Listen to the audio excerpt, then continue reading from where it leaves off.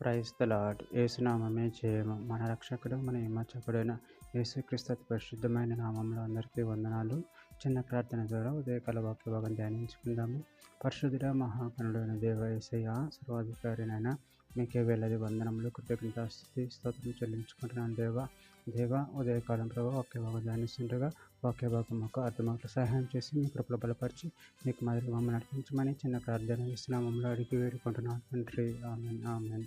కీర్తన గ్రంథం 103వ అధ్యాయం 6వ వచనం. యెహోవా నీతి క్రియలను జరిగించుచు బాధింపబడు వారందరికీ న్యాయం తీర్చును. ఆమెన్. దేవుడి వాక్య భాగం దీవించును గాక. ప్రభునందు ప్రియులారా, ఇక్కడ వాక్య భాగంలో గమనించినట్లయితే యెహోవా నిత్య క్రియలను జరిగించచ్చు బాధింపబడు వారికందరికీ న్యాయము తీర్చును. అదేవిధంగా ఇక్కడ వాక్య భాగంలో గమనించినట్లయితే కీర్తనల గ్రంథం 9వ అధ్యాయం 9వ వచనంలో నలిగిన వారికి తన మహాదుర్గమగును, ఆపత్కాలములలో వారికి మహాదుర్గమగును. కీర్తన గ్రంథం 12వ అధ్యాయం 5వ వచనం. బాధపడు వారికి చేయబడిన బలాత్కారమును బట్టి దరిద్రుల నిట్టూర్పులను బట్టి నేను ఇప్పుడే లేచెదను.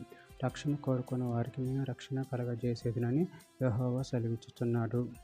కీర్తన గ్రంథం 146వ అధ్యాయం 7వ వచనము. బాధపరచబడు వారికి ఆయన న్యాయము తీర్చును, ఆకలి కొనిన వారికి ఆహారం దయచేయును. యెహోవా బంధింపబడిన వారిని విడుదల చేయును. ద్వితీయోపదేశ కాండం 24వ అధ్యాయం 14-15 వచనంలో నీ సహోదరులనేమి, నీ దేశమందలి నీ గ్రామంలోనున్న పరదేశంలోనేమి దరిద్రుని కూలి వారిని బాధింపకూడదు. ఏనాటి కూలి ఆనాడే ఇయ్యవలెను. సూర్యుడు అస్తమింపకమునకు వానికి ఇయ్యవలెను. వాడు బీదవాడు కనుక దాని మీద ఆశ పెట్టుకొని ఉండును. వాడు నిన్ను బట్టి యెహోవాకు మొరపెట్టునేమో, అది నీకు పాపమగును. సామెతల గ్రంథం 14వ అధ్యాయం 31వ వచనం.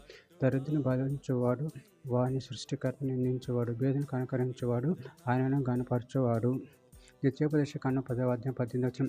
ఆయన తల్లిదండ్రులు లేని వానికి విధవరాలకు న్యాయం తీర్చి పరదేశీ యందు దయ ఉంచి అన్న వస్త్రములు అనుగ్రహించువాడు. కీర్తన గ్రంథం 7వ అధ్యాయం 6వ వచనం. యెహోవా కోపం తెచ్చుకుని లేము, నా విరోధుల ఆగ్రహం ఎన్నుచుటకే లేము, నన్ను ఆదుకొనుటకే మేలుకొనుము. న్యాయ విధిని నువ్వు నియమించి ఉన్నావు కదా. కీర్తన గ్రంథం 101వ అధ్యాయం 1వ వచనము. నేను కృపయ గురించి న్యాయమును గురించి పాడేదను, యెహోవా నిన్నే కీర్తించెదను. చివరిగా ఒక మాట. కీర్తన గ్రంథం 145వ అధ్యాయం 17వ వచనం. యెహోవా తన మార్గములన్నిటిలో నీతిగల వాడు, తన క్రియలన్నిటిలో కృప చూపువాడు. ఆమె. దేవుడి వాక్య భాగం దీవించిన చిన్న ప్రార్థన చేసుకుందాము. పరిశుద్ధుడ ప్రేమగా దేవేశ, మీరు ఇచ్చిన వాక్యాన్ని బట్టి ప్రభావ కృతజ్ఞతలు ఎంచుకుంటున్నాను తండ్రి.